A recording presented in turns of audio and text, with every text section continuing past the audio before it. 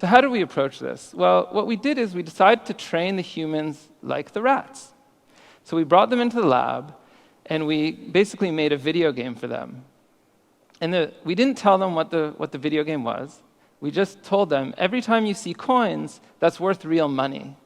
And then we shaped them just the way we shaped the rats. We made very easy steps until they figured out what to do.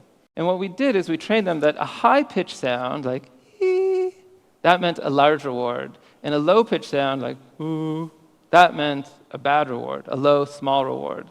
And for delay, if there was a slow modulation, like wah, wah, wah, that meant a long delay. And if they heard a fast modulation, wah, wah, wah, wah, wah, that's a short delay. And so on every trial, they would hear a sound, and they would have a choice. Do I choose to wait for that offer, or do I take a small, immediate reward instead? In this graph, see the trade-off here. So if the pitch is high, that means the reward is large. And if the delay is short, then you're happy, right? You like large rewards with short delays. That's good. And you don't like small rewards with long delays. No one wants that. And so this might be like an average subject, but not all subjects are the same.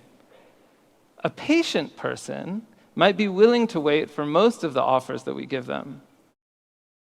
And an impatient person might be unwilling to wait for almost all of the offers that we give them. So we bring people into the lab, and we train them on this nonverbal task, and we do it over three different sessions. It takes them a few hundred trials to learn the map between the sound and the offers. And then after we're done, we bring them back, and we give them the classic choices written in language. We have both English-speaking subjects and Chinese-speaking subjects, and so we, depending on the subject, will present in different languages. And then what we ask is, are the people who are most impulsive in the verbal task also the most impulsive in the nonverbal task? And what we found was that there was an extremely high correlation, actually a shockingly high correlation.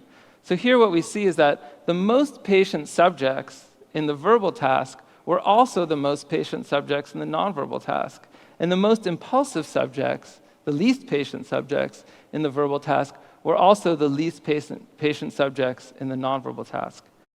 And this was really important because what it suggested to us is the difference in people's preferences when they're making decisions about now versus the future, whether it's based on experience or whether it's based on a verbal offer, they're really expressing the same preferences, which suggests that they're using the same cognitive strategy, which suggests to me that I can use a rodent to study that behavior.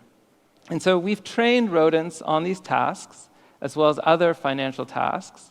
And as we speak, my postdocs are in the lab, and they're stressing our animals, and we're measuring their preferences. But I don't have the results yet, so I'm sorry to say that that's where I'll end. But I hope you learned something about how we're tackling this challenging problem. Thank you.